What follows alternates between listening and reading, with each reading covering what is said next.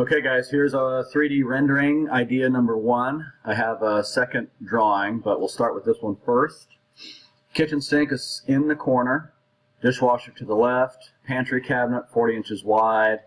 The island, if we do it this way, this is as big as we can get, in my opinion. 4 feet long, microwave right here, and trash, 24 deep. And if we keep that, we have about 42 inches in between here, here, and on the back. 30-inch range, 30-inch hood, about 6 inches of space on each side. Spice cabinet, tray divider for cookie sheets, Lazy Susan in the corner, refrigerator where it currently is.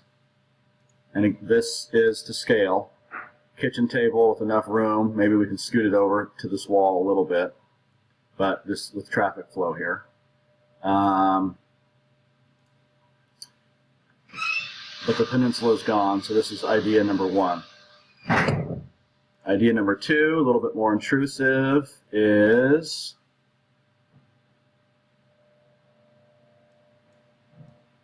come on, computer. There we go. Okay, taking out the wall in between the kitchen and the living room. Kitchen sink, and this is also putting another window in. So this is our kitchen sink space. Refrigerator is to the right, and the right side of this fridge ends where the outside of that wall used to be. Dishwasher, dead corner, just to keep this symmetrical. We can modify that a bit, but that's what we have right now.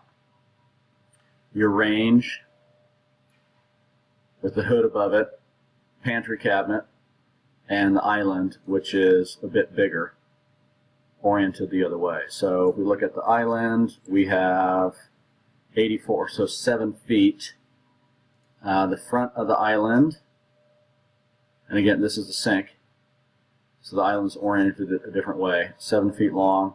This is the microwave cabinet, trash on the end, and then we have these cabinets on the back side just to help enclose the bar stools and make the countertop depth a little bigger. So obviously when you walk in, this is the view. I didn't want to put the fridge over here, so you see that fridge when the first thing you walk in. But I have priced them out both ways, so let me know what you guys think. Thank you.